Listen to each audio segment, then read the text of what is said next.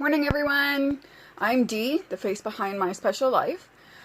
So to continue on doing the videos to go along with the blogs on the site, I'm kind of going a bit back in time to the Coming Changes blog. By now, we've been in our house for a few months now. My son has finished out the last school term, and the new one is about to start in about a week, just over a week. So I'm going to go through and read the blog and add in here and there. So if I'm looking off screen, that's what I'm looking at. I'm reading. Okay, so when you have special needs kids, having changes coming in your life isn't easy. Yes, change is inevitable, but it's still not easy. In our home, we have some huge changes and a big one coming up. Now, again, I just want to remind you that this was written quite a few months ago when we were still living in our old house in a different city. So keep that in mind. So none of these changes have been or will be easy. They're for the best, but they're still hard. Yes, I know I'm repeating myself here a little. Sorry about that.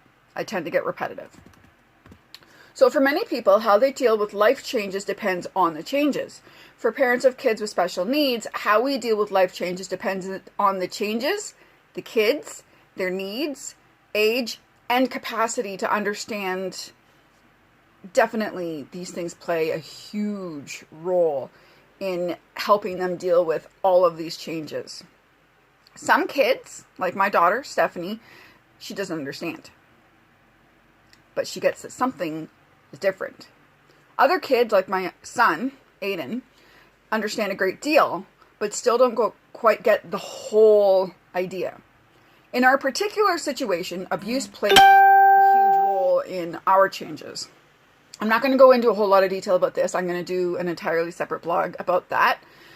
But due to our situation, I left my now ex, who was charged because of the situation, and we're moving. My daughter doesn't really get what's going on except that there's a ton of boxes everywhere, and the room where the abuse happened terrifies her, even though it wasn't her that was abused. My son, on the other hand, knows what's going on and why. I tried to explain to him the best that I could.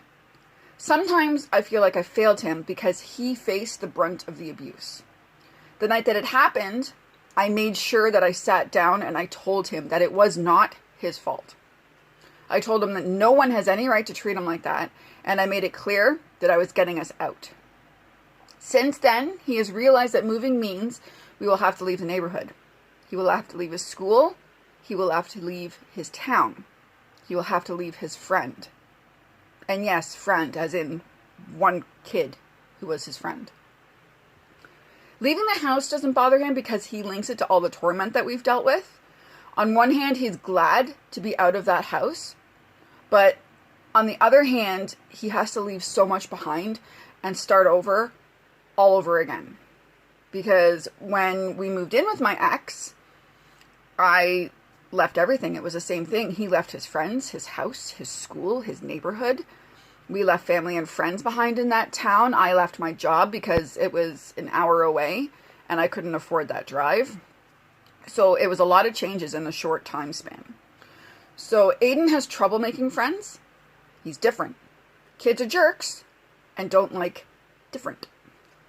The town we're moving to is small, but it has a lot going on. There's always something to do, which surprised me because the place we moved from before is a city. And there's a lot less to do in that city than there is in the town we moved to, which is weird, but it's kind of cool because he's always had something to do. I'm looking forward to a fresh start because of all the crap we've dealt with. I'm tripping over my words. I am dreading the difficulties that my son will face when we move. I'm not looking forward to the sleepless nights I'll have with my daughter. She can't talk yet. She can't tell me what she's feeling or thinking. She gets cranky and clingy and has a very hard time falling asleep on her own. I've included the kids as much as I can. I've shown my son pictures of the house. When I pack things, I make sure both kids see me doing it so that things are not just suddenly gone. And another box around. The kids will both be with me when we move. They'll see their stuff being placed in the new house. My daughter is going to help me unbox her toys.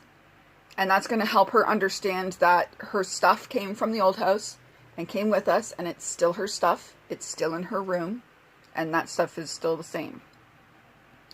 My son is going to decide how to set up his new room, which is a big deal for him because he never got a say in anything with my ex.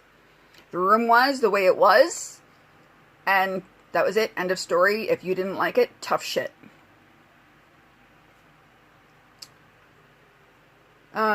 Sorry, I just lost my place. If moving takes an entire day due to the kids needing breaks for snuggles or any other reassurances, that's what's going to happen. And I don't care if that's inconvenient for those who are helping me move. It's not about them. So, my kids come first.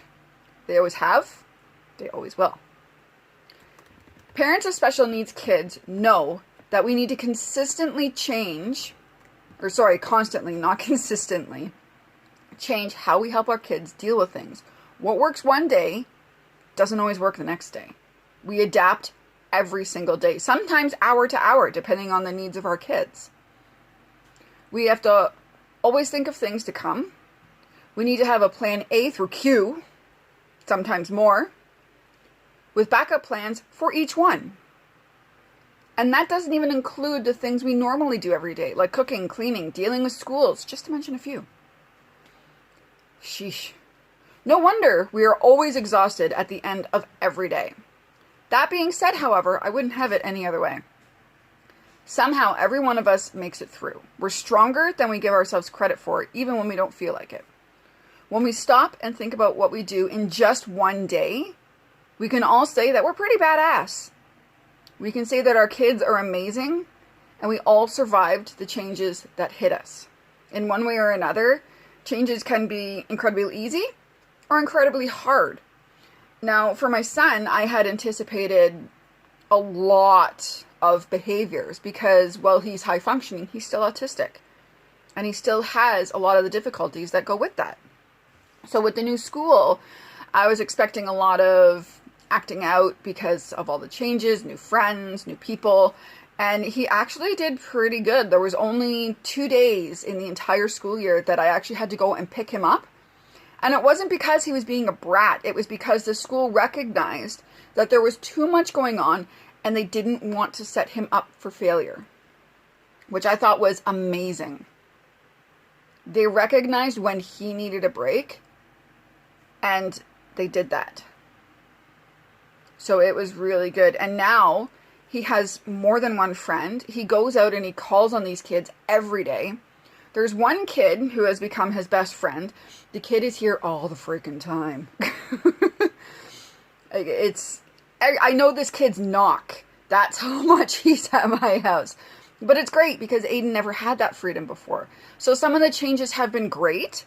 Other ones have been hard. Like I said, for Stephanie, she had a hard time going to sleep. For the first, month and a half that we were here, she needed me either to snuggle with her to get her to go to sleep or to at least sit in her room with her until she went to sleep. There were some nights where she just couldn't get herself settled and she had to end up sleeping with me, which is fine. I'll do what they need. So there we go. There's our changes. I'm going to do some more videos. Maybe today Aiden's outside playing and Stephanie is with her dad for the weekend. So the house is kind of quiet right now and I have a chance to think for 5 seconds. So I'm going to end this one here. Hope everyone enjoys their day and I'll see you in the next video. Bye guys.